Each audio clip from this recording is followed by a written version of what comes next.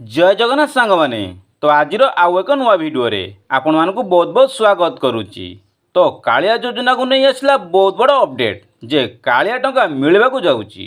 तो उड़ीसा सरकार बड़ पदक्षेप नवा परे सामना को आसला कालिया टंकार फाइनल तारीख।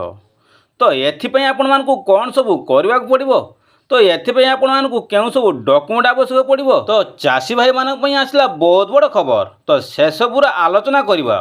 तो ता पूर्व वीडियो को संपूर्ण देखंतु। जदि चैनल को नुआ करी आछंती तबे चैनल को सब्सक्राइब कर दियंतु कहीं ना एभली नुआ नुआ इंस्टांट वीडियो सर्वप्रथम देखा पाइबे। तो सांग माने कालिया टंकार बड़ उपहार पाइबा हेले आपण मानकु सर्वप्रथम गोटे काम करने को पड़ो। कहीं ओडिशा को नुआ सरकार मोहन सरकार बड़ पदक्षेप नेवा सहित आहुरी मध्य अनेक अपडेट कराई।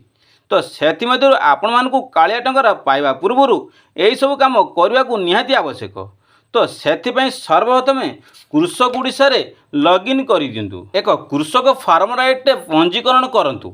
यह बीजेपी सरकार बा मोहन सरकार तरफ मैंडेटरी अटे। द्वितीय होउची आपनकु बैंक अकाउंट मोबाइल नंबर आधार कार्ड मोबाइल नंबर सेम होइतो दरकार। तो ताहाले आपण माने कालिया योजनार किस्ती टंका पाइबा पई उपयोगी होई परिबे। कारण आपनकर आधार नंबर अनुसार बैंक अकाउंट को डीबीटी माध्यम रे बा डायरेक्ट बेनिफिट ट्रांसफर माध्यम रे अकाउंट को पैसा छड़ा जाए।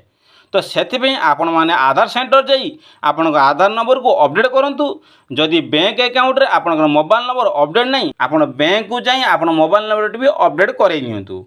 तो ताले जाई ए डीबीटी माध्यम रे ट्रांसफर हेई परिबो। तो तृतीय होउची ई केवाईसी।